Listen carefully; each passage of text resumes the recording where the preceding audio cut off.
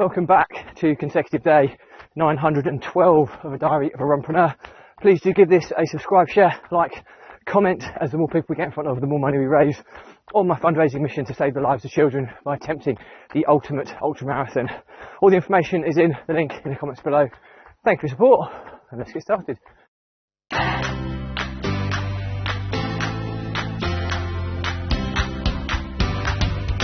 So, consecutive day 912 of a diary of a Runpreneur.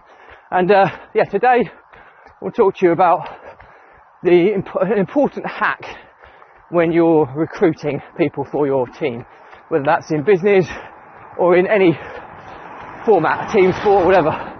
The importance of this recruitment hack have proven to be so effective, certainly in my experience. And it's pretty simple. I've probably recruited maybe 20 to 30 odd people over the course of my business journey. It's not a huge number, but it's enough to get a good feel for how many times you get it right or how many times you get it wrong. And I think with recruitment, people are such a fundamental part. Sorry, there's cars coming past me, so just bear with me a second. It's such a fundamental part of growing and scaling a successful business. People are one of the key pillars. The other for me being systems and processes and data. And people's the one I often get wrong the most. Systems and processes are great. They either work or they don't. If they don't work, you have to fix it, and it's pretty black and white most of the time. Data, same. It's quite black and white. Either the number that's produced is a good number or it's a bad number. It's not often in between. And if it is, I would normally argue that it's a bad number. So, but people, on the other hand, can be so disruptive, or they can be so productive. Disruptive or productive, that's the question. And I think when you get good people, they can take your business to the next level. If you get bad people, it can just drain so much of your emotional energy, and it can create a negative environment. It can reduce the productivity, ultimately being disruptive to where your business wants to go. And my hack is quite a simple one. When I recruit people now, a caveat here, you probably can do this in the UK, but as I don't technically employ anybody directly, I use contractors, i.e.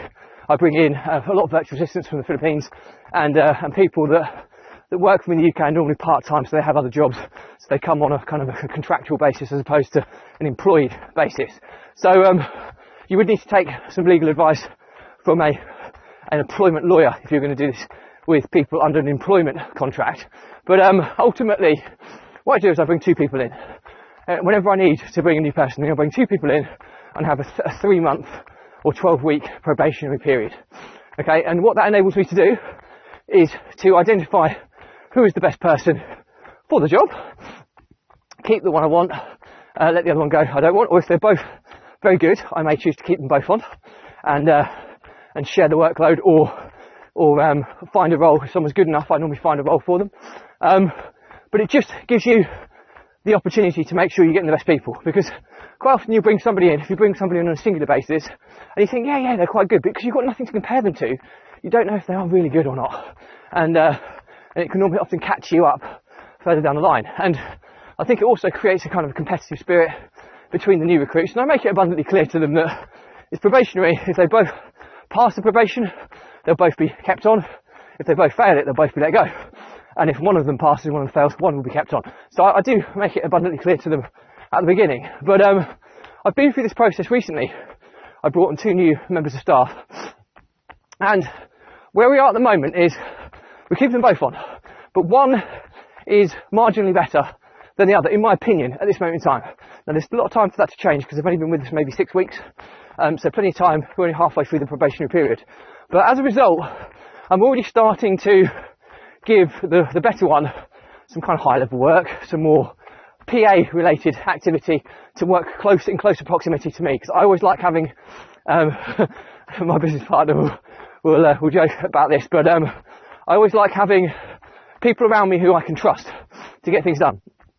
And quite often, I've got many great people, but for me, it's often the communication that can differentiate the best from the not so best, if that makes sense. And what I mean by that is somebody who is very, very responsive. You know, if I need something done, they're very, very responsive to me.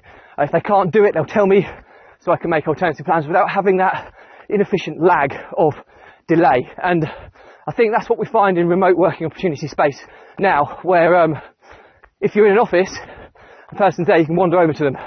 In the remote world, you're reliant upon a message being picked up from somebody through whatever communication channel and how quickly they can respond to you. So when you get that inefficient lag, it's really, really frustrating. So responsiveness and communication is something that is often very, very important on my priority list of how good an individual is in the team. And yeah, so a really good position. We've got two good people, one who I think's got the potential to be great, the other one who I'm still assessing. So but the difference is if I had to make a decision now, I know that one of them's good because I've got it verified by a kind of a measuring metric of comparison. And I think it's really important that you have that. And just this hack for me, every time I need somebody on now, I bring on two and I play them off one another. I pick the best one. If they're both great, I keep them both. Try it. It can make a massive, massive difference. If you get something wrong with one of them, you see, you've always got the other one to fall back on. And if you get something wrong when you recruited one, it's incredibly disruptive getting rid of that person and bringing somebody in and starting a whole process all over again. So that's it for me today. Any questions or comments, drop me a line. I'll respond to everyone. It's very cold, wet and damp, late afternoon today. But do give this a subscribe, share, like, comment, as it is part of a fundraiser to save the lives of children by attempting the ultimate ultramarathon. The more people we get in front of, the more money we raise. Thank you for your support as always. Stay positive, stay happy, and I'll see you again tomorrow.